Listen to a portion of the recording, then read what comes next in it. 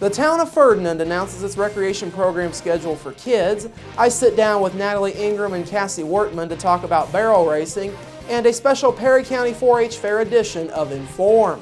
Those stories and much more are up next here on 18 WJTS News.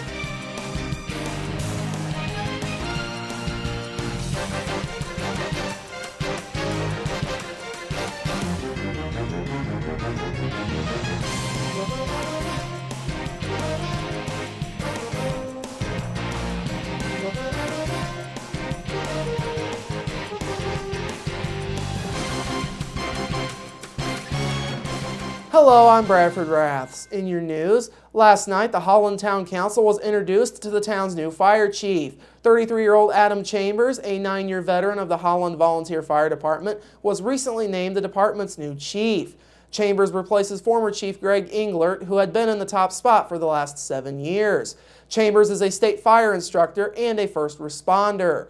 Englert, a 13-year member of the department who spent 3 years as an assistant chief before becoming fire chief, will remain on the department as a firefighter. Other items surrounding last night's council meeting include the town's grant-funded wastewater rehabilitation project. Council President Tom Thacker noted that results from televising lines were positive and that the mains were in better shape than originally thought. Thacker said a bottleneck situation in a forced main close to the town's lagoon site must be corrected, but savings from having to do less slip lining of mains than anticipated will cover that work. Also last night, the council discussed efforts to sell almost 38 acres of land near the town's wastewater lagoon site off of County Road 750 West in 2 parcels. The largest parcel is just under 21 acres, while the other is over 16.5 acres. The town will accept bids until September 4th. The property may be viewed by appointment to interested parties by calling the Holland Town Hall at 536-3640 to make arrangements. A couple of other items: the town adopted an ordinance setting the town's speed limit at 25 miles per hour.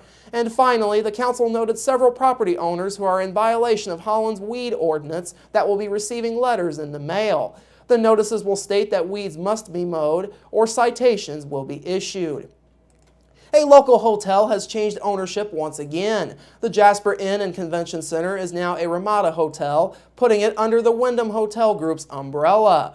Wyndham includes several other hotels, including Days Inn, Super 8, and Baymont Inn and Suites. The hotel has been renamed the Ramada Jasper Conference Center. Director of Sales and Marketing Andy Huffman says the group has had control of the hotel for about 2 weeks. The property had been known as the Jasper Inn since 2005, after the Holiday Inn franchise in Jasper was dropped and the name was changed.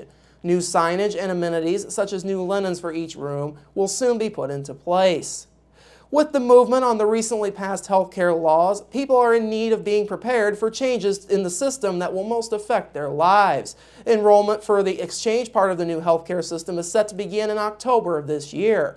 To help people understand all these changes, Hopster Insurance is holding an informational-only workshop later this month. The workshop will feature Gary Burden, who has been licensed in the insurance industry for more than 3 decades, as the speaker. Burden is the owner of Professional Training Institution. He has been teaching continuing education and pre-licensing classes for the insurance business since 1988. The workshop will take place on Tuesday, July 23rd at the Jasper VFW from 11 a.m. till noon. You can RSVP for the workshop by calling Hopster's office at 482-6355. You must RSVP by July 17th. The Recreation Division for the Town of Ferdinand's Park Board has announced the schedule for weeks 7 and 8 of its free summer recreation programs. The programs, which are open to students between the ages of 4 and 9 years old, will take place at 18th Street Park in Ferdinand. The programs run from 9 to 11 a.m. on Tuesdays and Thursdays, with 4, 5, and 6-year-olds attending on Tuesdays, and 7, 8, and 9-year-olds attending on Thursdays. Each recreation program to be held on Tuesdays and Thursdays will incorporate activities involving competitions in games, arts and crafts, and sports. The programs are free to attend, and there is no need to sign up in advance.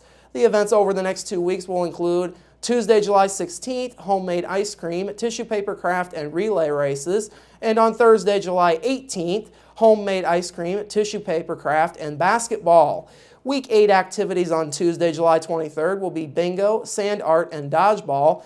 And on Thursday, July 25th, that same week, bingo, sand art, and dodgeball. The Parks Division is seeking volunteers to help run the activities of the programs. All area residents are invited to give back to the community by assisting the youth during these summer programs. For more information about the recreation programs or volunteering your time, please contact Recreation Manager Victoria Van Winkle at Ferdinand Parks at ferdinandindiana.org or by calling 812-367-2282. La Leche League is now accepting pictures for their annual baby photo contest for the Jasper Strassenfest. Contestants should be children between the ages of 0 and 36 months by July 1st. Photos will be returned to the baby's family. The league is only accepting the first 96 pictures submitted for the contest. In order to enter the contest, you can mail an unframed 5x7 photo with the baby's name, the parent's name, address, phone number, and a $5 entry fee to Triple L at 2028 North Shiloh Road in Jasper, 47546.